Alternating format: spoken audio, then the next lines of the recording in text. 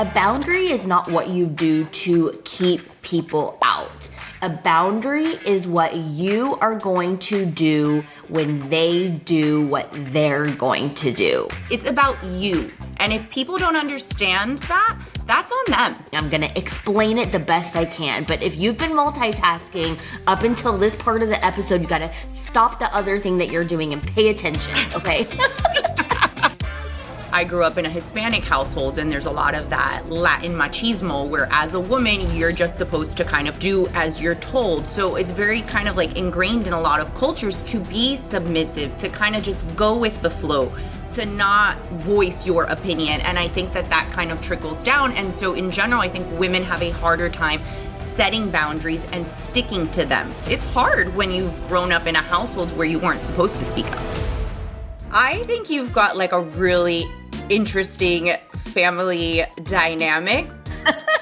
It could be a Jerry Springer episode. I think that our listeners who haven't read your book would be interested and would like to know how you navigated that tricky situation. This is complicated, y'all. Welcome back to another episode of Scrubs to Stilettos with me, Dr. Nicole Martin.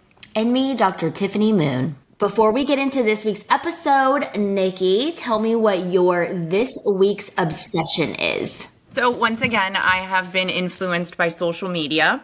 I don't know, have you seen these like lip tints that people are putting on? It looks like purple or like this really dark color, and you put it on your lips while you're doing like your skincare, and then you leave it on for like 10, 15 minutes and you peel it off, and it like stains your lips for hours so that you don't have to wear anything. Oh, no. So this is Sacheu. We'll tag it below. Sacheu, and it's a lip liner stain. So I put this on like at 8 in the morning while I was doing my skincare, and then I peeled it off, and my lips have stayed this mauve color for, 5 hours, and I haven't reapplied anything other than just like a little bit of lip gloss. Oh, that's cool. Okay. I've never heard of that. Okay, well, I just got back from a family trip to Cancun. It was a lovely resort, but like a family resort, right? It's not where like my husband and I would go if the kids were not with us. And I am religious about putting sunscreen on my kids, and they don't like the ones that take like forever to rub in. I don't like the aerosol ones because I don't actually think that they provide enough coverage, but they give you the illusion that they do. So I always use a cream. I am using, this one is like almost empty, this sunscreen by OneSkin. I'm obsessed with it. I also like supporting female-owned brands. And this brand was created, I want to say, by 4 PhD scientists. And they have a special peptide in here that helps with aging cells or anti-aging of cells. So I use this one. This is the body SPF. There's a face SPF, and they recently came out with this lip SPF. Oh, I love that. I love a good SPF lip gloss. Right, because, okay, so you're like protecting your face, your shoulders, your neck or whatever, and like no one ever puts SPF on their lips. No, and you always see that patient that comes in with like a little skin cancer here on the border of the lip. I know. You know what? I hope I'm not outing her, but my previous research assistant, who is like 24 years old, just found out she has a melanoma. I mean, she is very fair-skinned. And, you know, like me and you, I don't know if you, in my book, I talked about it, but in high school, the girls were going tanning. They were laying in tanning beds and putting like baby oil. That was like a trend when we were younger, and you would get like the little sticker, like a little heart, and you would put it here, and that way you would get tanned around the sticker. Yes. And then you would also put this horribly tingly, lotion that made you tan even more. It was awful. The things we did when we were younger, it was terrible. And now I'm like a vampire. I'm scared of the sun. Oh my God. I have a huge hat. I am that lady under an umbrella on the beach. Well, we rented a private cabana that's like a little house thing, putting SPF on. And this is the thing. I set a timer on my phone for 80 minutes and make my kids get out of the water, dry off, drink water, and I reapply. Because you're worse than me. I don't set the timer, but I probably should. It's actually a great idea because a lot of times hours go by and you forget. And I mean, my kids are out on the beach, like making a sandcastle, then going in the pool, then like It's going to the hours, swim up hours, bar for hours. 4 hours. That sunscreen you put on at 8:30 in 4 hours is gone, baby. So I set an alarm and I literally make them reapply. They hate it. I don't care. You know, I'm their mom. I'm not like here to be their friend. I'm like, get out of the pool, dry off, have a drink of water, and then I reapply sunscreen on them. But this really is my favorite sunscreen. Oh, I'm gonna have to check it out. Okay, One Skin and Lip Stains, weekly obsessions. This week, I'm excited to share with you Timeline's Mitopure gummies. So I have been taking Timeline for over 6 months. I have been taking the soft gels, but lately I've been taking the gummies because these just came out. They're strawberry flavored. They're amazing. And more so, I credit Timeline with giving me so much energy and strength. I just came off of a 7-city book tour in 10 days, and people were like, girl, how do you have so much stamina to be going from city to city, standing up, interacting with your readers, signing books, taking pictures? And I think that good sleep is for sure to play a role, and also Timeline. I just feel like ever since I've been taking it, I have this little extra boost of energy, and that's because this gummy is powered by lots of scientific research. It's powered by urolithin A, which is a compound that helps with cellular energy. It actually works on the process of mitophagy, which is where the mitochondria sort of clear out the bad ones and make the new ones, and it's cellular regeneration. So I'm absolutely obsessed with Timeline. They have soft gels, they now have the gummies, and they have an entire skincare line that I use. So if you want to try out Timeline products, just go to timeline.com/scrubs and you can save 20% off your entire order.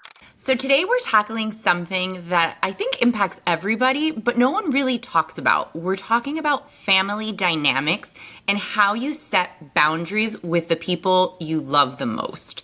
Now, I've had issues with this often with my own family and sometimes with, your in-laws or your sister-in-law. And Tiff, after reading your book, I know you've got a lot of interesting family dynamics. So I'm sure this episode resonates and hits close to home.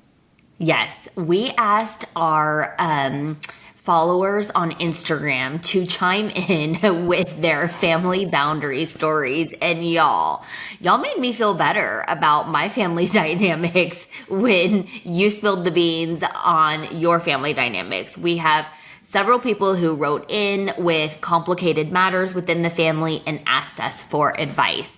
So we will be anonymously sharing some of those stories today. Look, I have to say, my mother-in-law is easy peasy. I mean, she's kind of like, doesn't get involved. But after reading some of our viewers' stories, holy moly. I mean, we have sister-in-laws that are bringing ex-girlfriends around. We have mother-in-laws that show up unannounced. I mean, you name it, we got it in our inbox.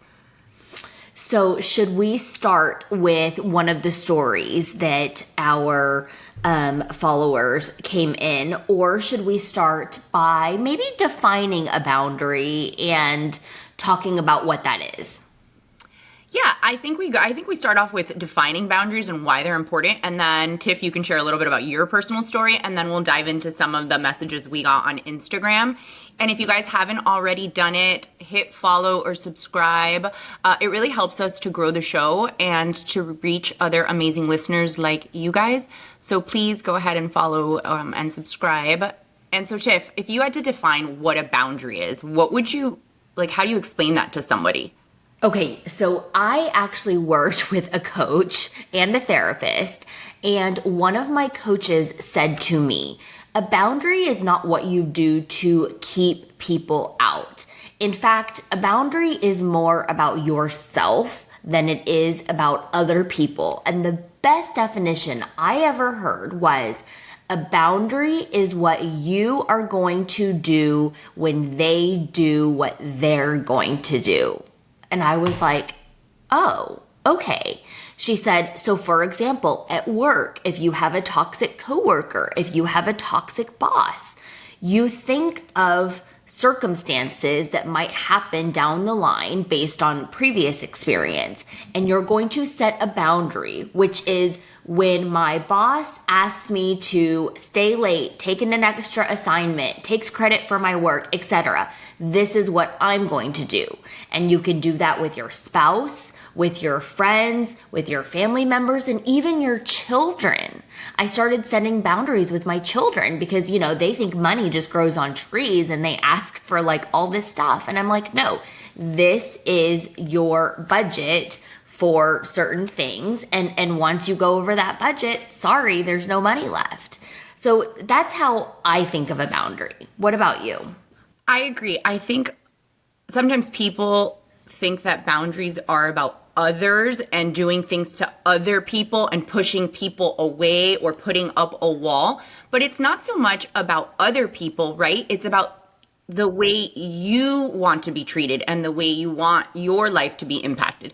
So I think of boundaries as not so much a wall, but I think of it more as like a gate with doors that open and close on your terms. It's how you allow people to impact your life. It's more about what you want for yourself and not so much about other people. Yes. Well, because the other people are going to test you, right? They are going to try to see how far they can get. And a boundary basically is a way that you can protect your energy, your time, your peace, your family. And so sometimes if a person keeps challenging your boundaries, maybe those walls do need to go up. So it just depends on the circumstance. But we want to make it very clear, a boundary is not changing or attempting to change anyone else's behavior, because we all know that you cannot change other people. You can only be responsible for yourself and how you react to other people's behavior, right? So we want to make it very clear that a boundary is something that you do for you and not trying to change someone else's behavior. Correct. You can think of it as like defining what behaviors and actions are acceptable to you. Because you can't change what other people are going to do. You can just change what you're going to accept, how you want to be treated, and make sure that you make those boundaries or definitions clear to other people so they know how to step correct. Yes, exactly. And I will say I'm 40 years old and I probably did not understand what a boundary was or start setting up boundaries for myself until I was like 35 years old. When I grew up in my Asian American household, I did not see healthy boundaries being modeled for me.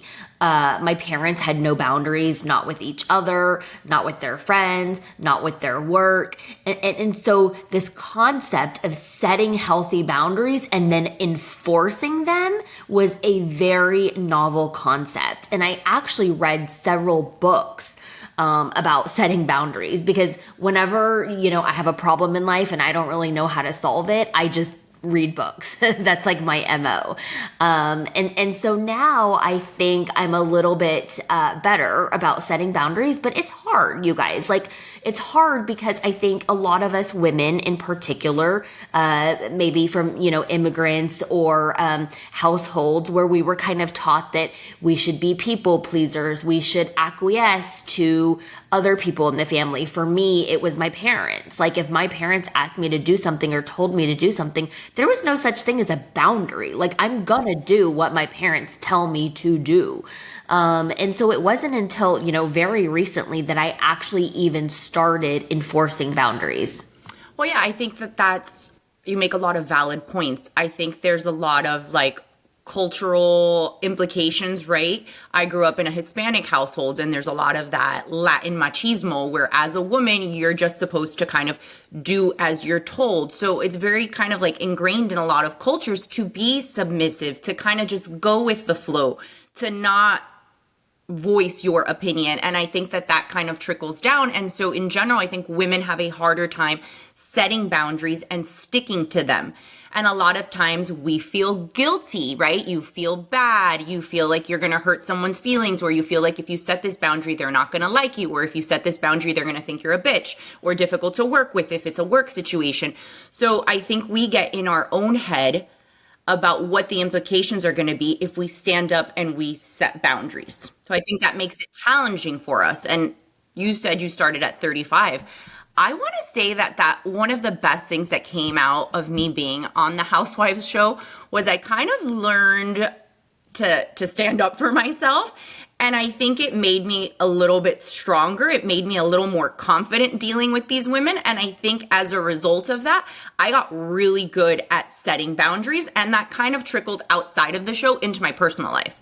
So I learned even later than 35. It's hard when you've grown up in a household where you weren't supposed to speak up. Yes. And the consequence of not, because some people are like, oh, I'll just continue on, like never having boundaries. The consequence of not having boundaries over time is that you start to resent people. You feel used, you feel abused, you're not speaking your mind, you're always doing what someone else wants, you feel like you're getting walked all over, and at the end, it starts to build resentment. And I've learned that like resentment is one of the most toxic feelings that you can have as a person. Like when I start to resent my work, when I start to resent my husband because we didn't have good boundaries in the house and I felt like he wasn't helping me and I was doing the heavy lifting of rearing the children and running the household, the resentment builds up and that chips away at relationships. So, one of the reasons we are advocating for setting healthy boundaries is so that you can have those kind of discussions later and that resentment doesn't build to the level where, something bad happens down the line. Well, because without boundaries, people are engaging with you on their terms. And so now you're in a position where you're reacting to people's behaviors instead of setting the tone of what you want in your life. And when you become reactive, you're not in control. You are letting other people dictate how you react to their behaviors. And then when you become reactive, that's when you lash out in anger. That's when you get anxiety because people are coming at you in ways that you don't want. Whereas if you kind of take control and you're like, this is what I expect, this is how I want to be treated, you can kind of prevent those reactionary responses. Yes, one of the best things that I have learned as a more mature adult now is to live life in a more proactive manner than a reactive manner. 1,000%. Even with running my business, and this is something that I was trying to teach my assistant, but she couldn't learn. I said, you have to try to preemptively mitigate disaster because things are going to happen. And I'm like, did you check with this vendor? And she'd be like, yeah, I sent an email. And I'm like, no, you need to follow up. Like people need reminders. Like you can't, once you send an email out there, you can't cross that task off is done. Like you have to wait for the closed loop communication to come back to you. And so many balls were being dropped and things were slipping through the cracks because when you put it out there, it's not done. Same thing with the boundaries. Like if you don't have any boundaries and you're just living life in a reactive manner, waiting for things to come to you, which they will, because at the end of the day, people are going to people and they're going to piss you off and they're going to push. They always say with kids, like kids push, right? They want to see how far they can get away with. Well, it's not just kids, it's adults too.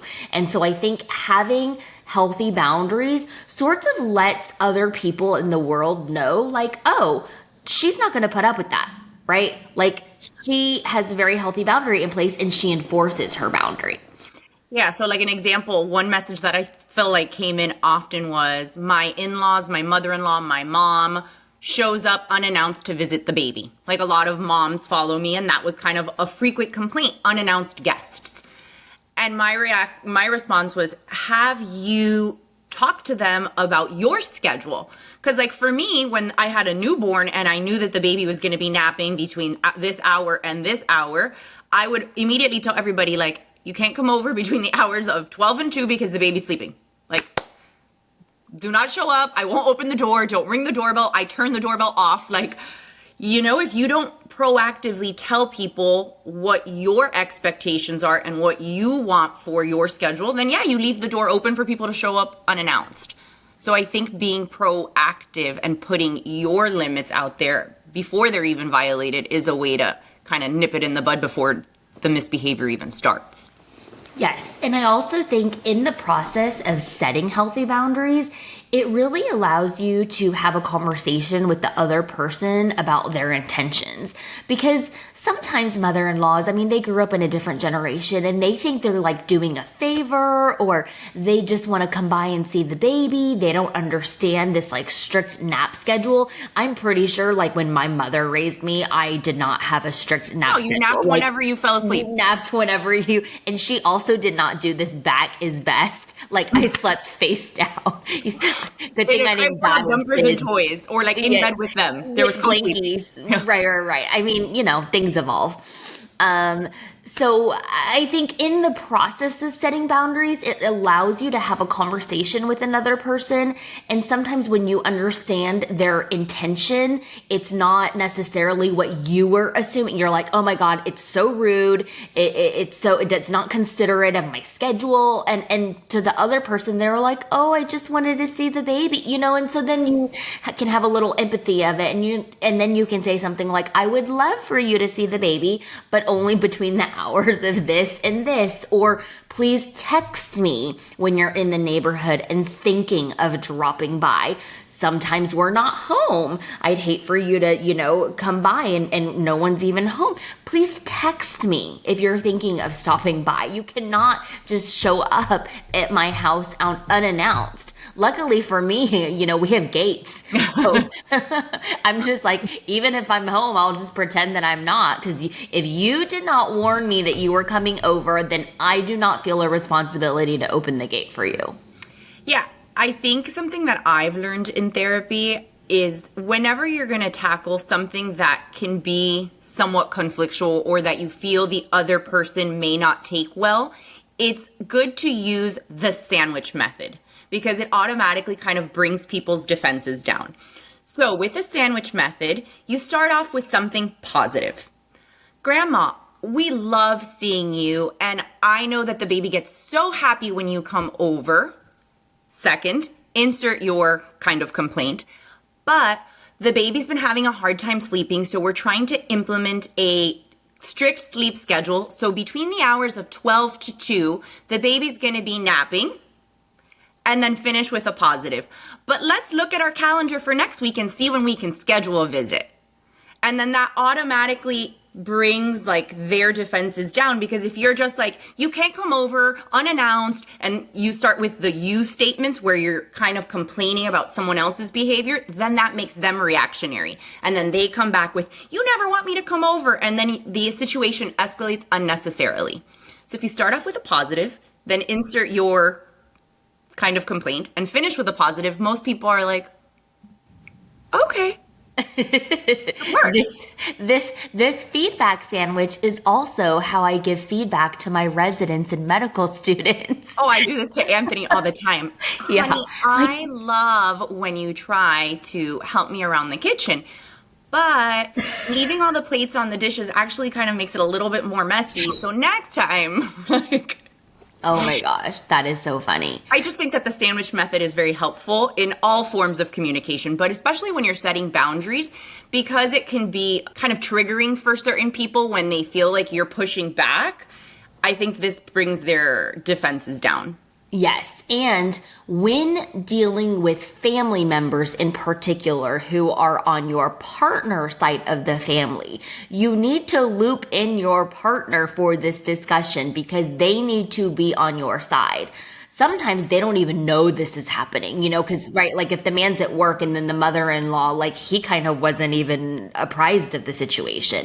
So you need to have a talk with your partner and say, your mom keeps showing up, or your sister's really rude to me every time I see her, something like that. Make sure that he's on board, because it's very possible that whatever you say with this boundary setting, they are going to call him and be like, your wife, your girlfriend isn't letting me see my grandbaby, blah, blah, blah, blah, blah.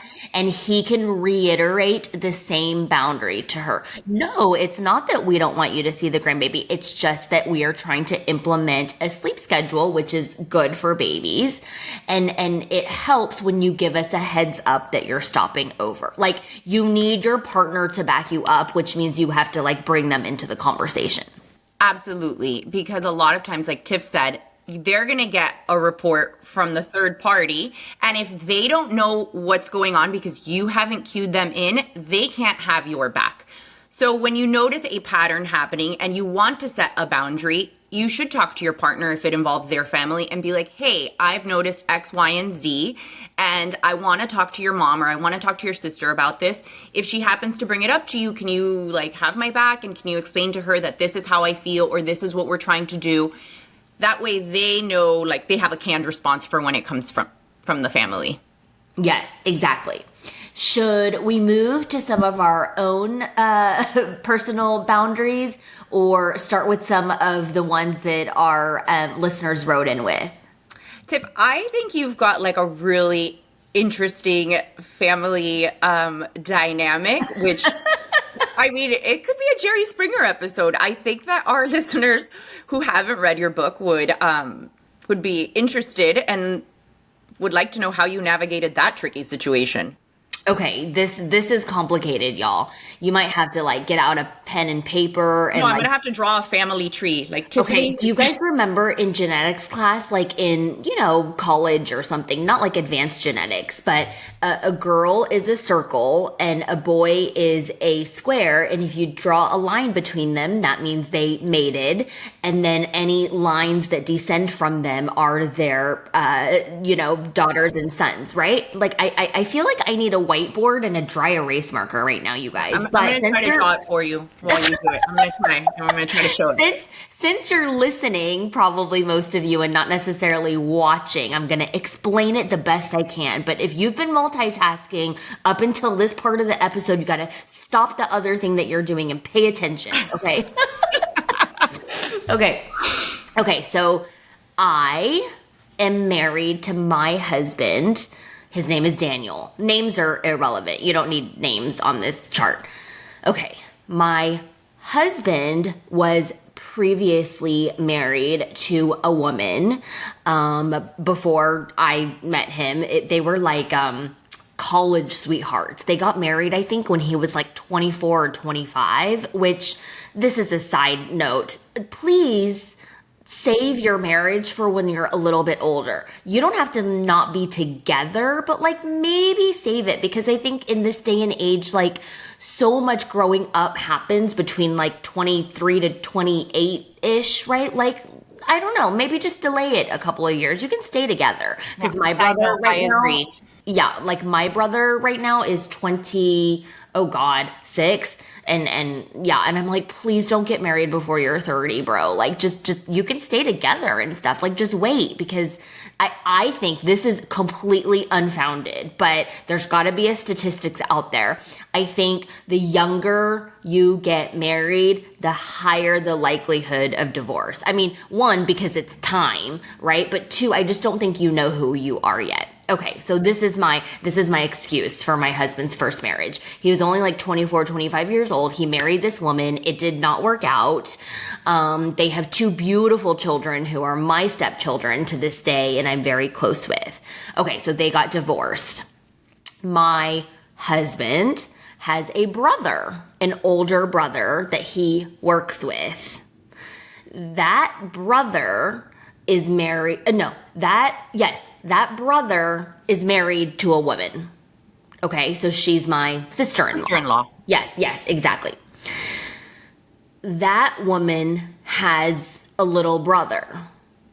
Okay, just like I have a little brother. So this is all through marriage, so there's no blood, because, that would be not good for mixing genetics with family members. So this is all relation by marriage. Okay, this is the part where you guys have to pay attention. My husband's ex-wife is now married to my husband's brother's wife's brother. Which means basically you are now pseudo family-ish with your husband's ex-wife. which means you Correct. can't ever get away from her. She's going to be at Well, every I couldn't family. ever get away from her anyway because I know. the stepkids are 21 now, so they're like adults and stuff. But until they were 18, we had a split visitation schedule. So, one Yes, week but at you her didn't house. have to do Christmas with her, for example, because usually when they're divorced, kids are either with one parent or the other. Yes. Now, if you go to a family Christmas party, she's Yes. there. Yes. Family So, reunions, she's there. yes. So for Christmas, I host at my house and they're not invited. But for Thanksgiving, my sister-in-law hosts Thanksgiving at her house. And so obviously she's going to invite her brother because that's her blood brother. And then of course his wife is now my husband's ex-wife. And it's just a hot mess. So I do you don't now not go for Thanksgiving over correct. there? You Yes. set a boundary like this is awkward. Correct. Because several years ago, I used to go to Thanksgiving, which is one of my favorite holidays because I feel that it's a holiday about being thankful, giving grace, spending time with family. There's always a Cowboys game on that day. It's like a thing. And it's just a fun day. And I feel like it's not about presents. Whereas Christmas, even though I love Christmas because of the joy and magic for my children, I feel that it's become too commercialized of a holiday. And it's all like, what did you get for Christmas? And I'm like, that's not the point of Christmas. Yeah. So Thanksgiving actually is my favorite holiday. And we used to go over to my sister-in-law's house and, she had all the fixings and whatever. She's actually a really great cook. But I'd have to like hang out with my husband's ex-wife and she's lovely. But it's awkward. Like I don't want to hang out with her. We would sit together and like have a glass of wine and she'd be like, how's work? And make small Like talk. small And talk, fake small talk. yeah, and we both have the common interest of the stepchildren, her children, my stepchildren, and talk about like, oh, what do you think of so and so's new boyfriend? And we try to be friendly to each other. But the fact of the matter is, I have a lot of friends, and I don't feel the need to like befriend my husband's ex-wife, which she's lovely now, but let me tell you, It wasn't that always easy. before she was remarried and my husband and I were together and he would ask to change a weekend schedule or something because I was still in residency. And I get one golden weekend a month, meaning I have Saturday and Sunday completely off, which as a resident is like a big deal. That's your golden Your weekend. golden weekend is everything. Yes, and that my golden weekend happened to fall on when he had the kids. And so he would call up his ex-wife and say like, hey, can you switch with me for next week? Not saying why, but I'm sure she's not stupid. She knows why. It's because of me. And she'd be like, oh, sorry, like I can't, knowing that there was nothing. And then we'd talk to the kids and be like, what did you guys do last weekend? And they're like, nothing, we stayed home. So we know that she could have switched, but she was like not switching to not help our Yeah, it was like relationship. punitive. Like she was Yes. annoyed that you were in their lives and she wanted to make your life a little more difficult. Yes. I mean, I met my stepchildren when they were 4. They are 21 now. So it's been 17 years. So we are fine. I wish the best for her. She's remarried. She has stepkids of her own, which I find, I don't know, ironic because she was kind of terrible to me when I was a stepmother. And now she has, a mother to deal with her 3 stepkids. But the point I'm going with this story is that I used to go to Thanksgiving at her house, at my sister-in-law's house, and it was tense and I didn't enjoy the holiday, which is one of my favorite holidays. And a couple of years ago, I said to my husband, I don't want to go to Thanksgiving at their house anymore. Like, I just don't. It's not enjoyable. It's like a very tense time and I just want to be like relaxed and having fun. And he backed me up. He was like, oh, we don't have to go, or like maybe we can stop by and just say hello, but we don't need to stay there for like the 4 hours kind of thing.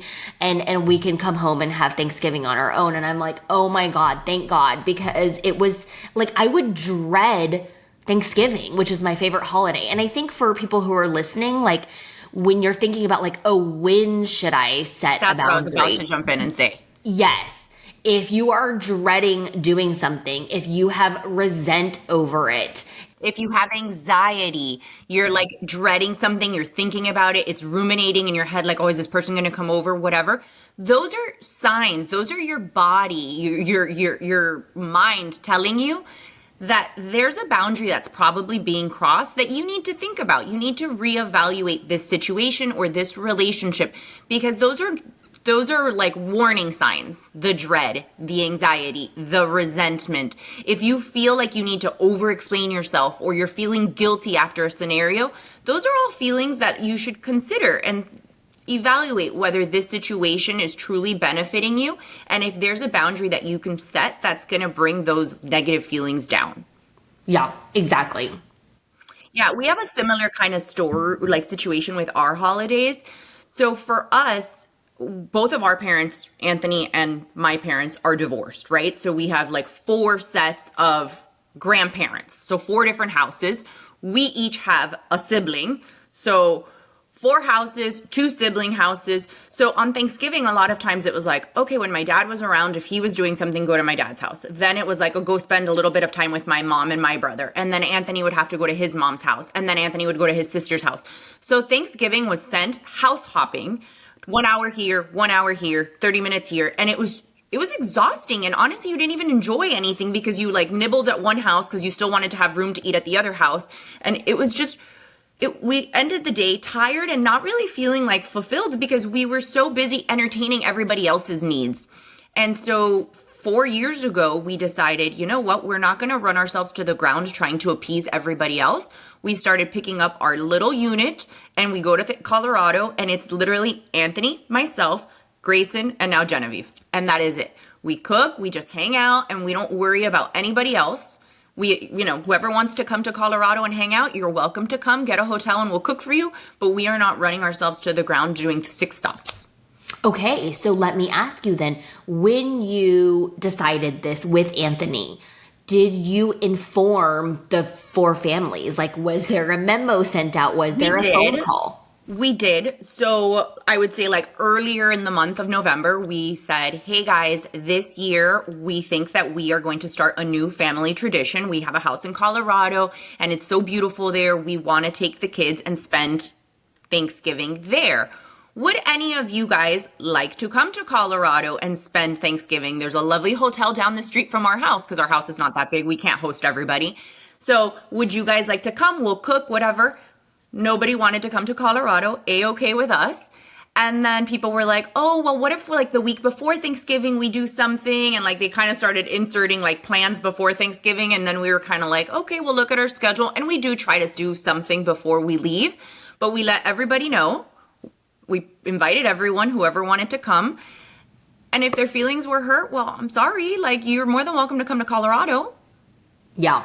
I think when people's feelings get hurt, they think it's about them. And I think frequently in this this is the thing with boundaries. When you set a boundary, you have to tell the people who are affected by your boundary. Because I have coaching clients that I work with, and we talk a lot about setting boundaries, because I will tell you, female physicians are the worst at setting boundaries because we are taught to like give until we're like the giving tree with no leaves left, you know?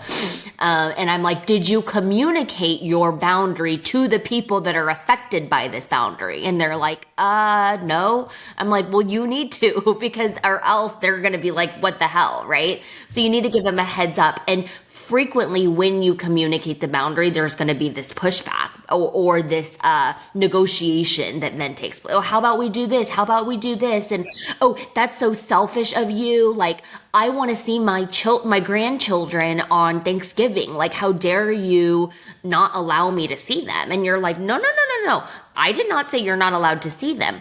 I'm saying that for our families, peace and sanity, that we don't want to be house hopping. So we're going to focus on spending time together. If you would like to see the grandchildren, you are more than welcome to come to Colorado and join us.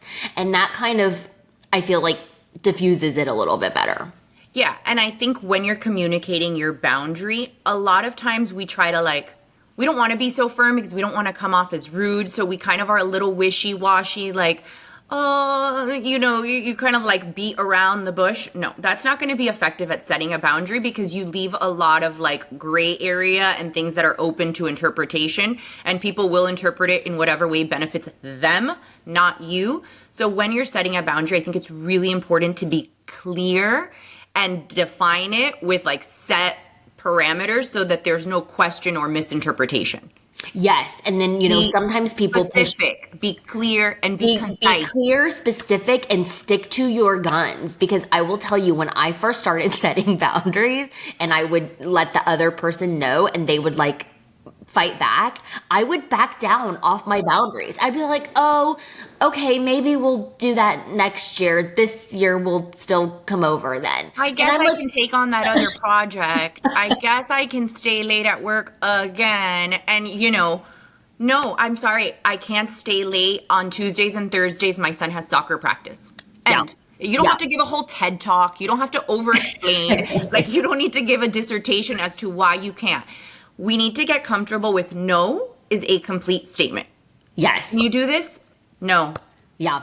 Don't over explain yourself. State the boundary. If they fight back, state it again. And that's really the end of the conversation. Do not engage in an argument or a negotiation about your boundary. You have set a boundary. You are going to enforce that boundary. Your only responsibility really was to let the people who are going to be affected by that boundary know. That's your responsibility, because you can't set it and then, not tell anybody.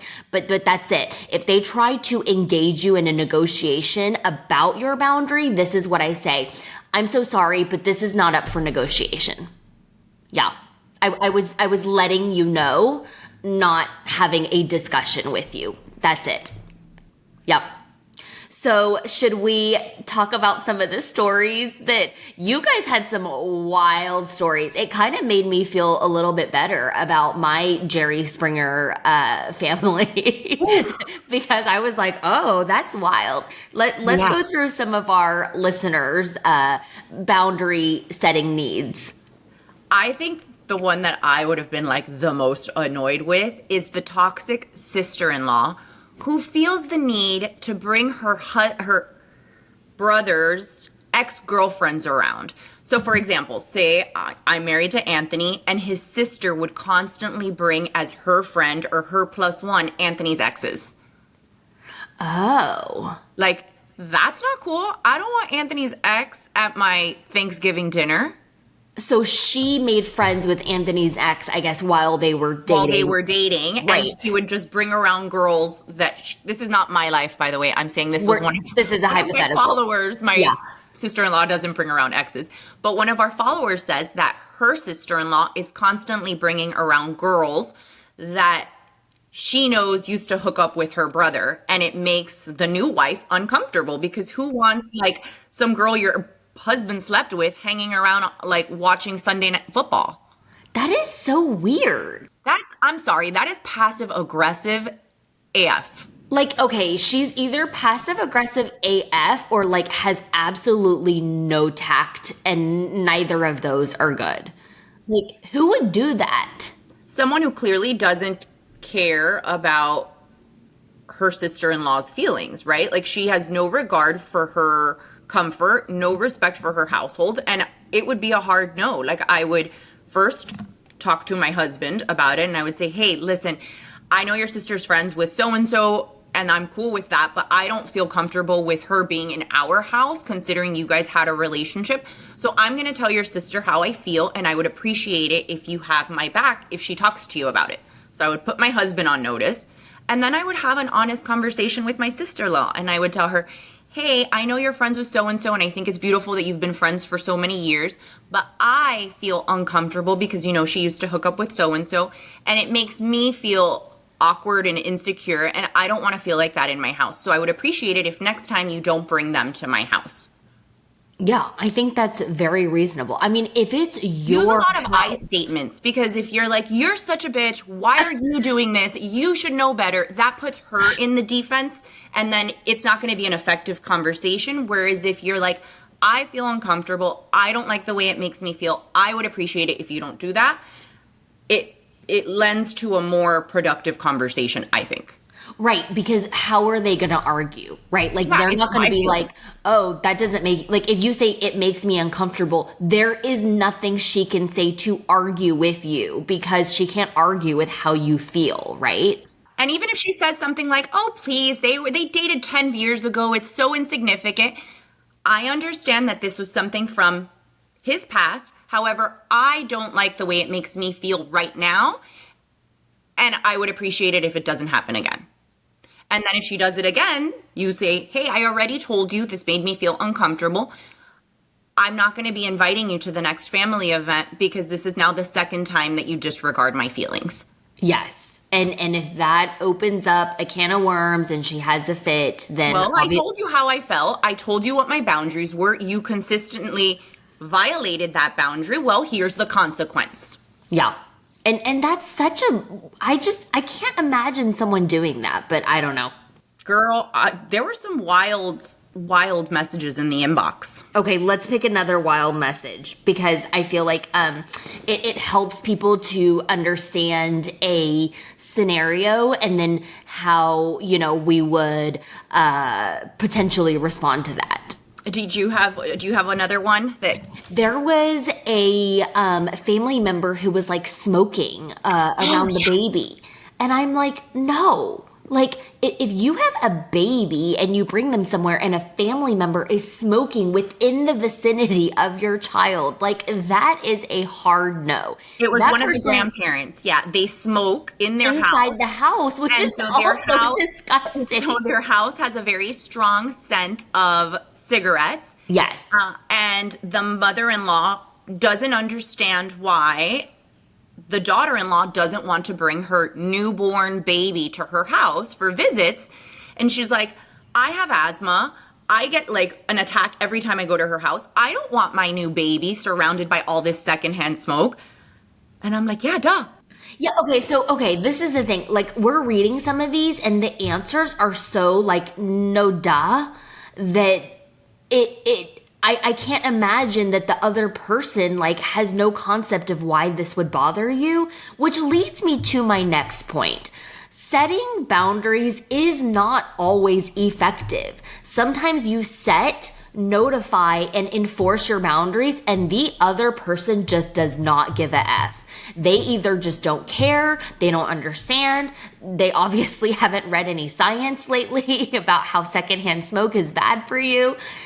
And at that point, you have to be willing to walk away from that relationship, which I realize is very difficult if it's like your mother-in-law, like, you know what I mean? It's like your husband's mom. So you need to try to minimize the time spent with that person, or maybe only do it in outside circumstances, or, you know, limit the amount of time that you spend with her. Because at the end of the day, even if you do everything right and communicate your boundaries, sometimes people will absolutely not respect them. And then you have to be willing to walk away. Yeah, my initial reaction to this would be like, "Grandma, I think it's great that you want to spend time with the kids, and I know you've been smoking for years and you have no health problems from your smoking for decades. However, secondhand smoke, especially in a new baby, can be problematic. Here's some research, send her a couple articles. Like, I'm happy to have you come over for visits in a smoke-free environment, or I'm happy to meet you at a cafe outdoors for lunch, but the baby will not be going to a smoke-filled environment because that's just what I feel comfortable with." You know, like, you give an alternative, you appreciate that they want to spend time with them, but if it's like, that's just not going to happen. Yeah, that's wild. Okay, do we have any others? I'm trying to pull Oh, it up. there's the mother-in-law that always compares the new wife to the ex. Oh, Like, okay. say, I invite Anthony. This is not me again. Say you invite Anthony's mom over for dinner, and I make spaghetti, and she's like, "Oh, this isn't exactly the way so and so used to make it," or, "Oh, remember so and so spaghetti? That was the best spaghetti I ever had," or, like constantly comparing you to the ex in terms of how you cook. Oh, The house is kind of messy. When so-and-so was around, it was always spick and span, like those little kind of jabs where it's like telling you you're not doing it quite as good as the ex did. Yeah, again, I would say something very matter of factly. When you continue to bring up the ex, it makes me feel bad. Their relationship has ended. I don't think it's necessary to bring her up anymore. And then just, I don't know, like you have to kind of set a consequence that doesn't sound like it's a threat, right? Because if you say something like, if you continue to bring her up, then I'm not going to invite you to family events anymore. That is going to put her on the defensive. She is going to go running to and be like, your new wife just told me that I'm not, like, it's going to become a thing.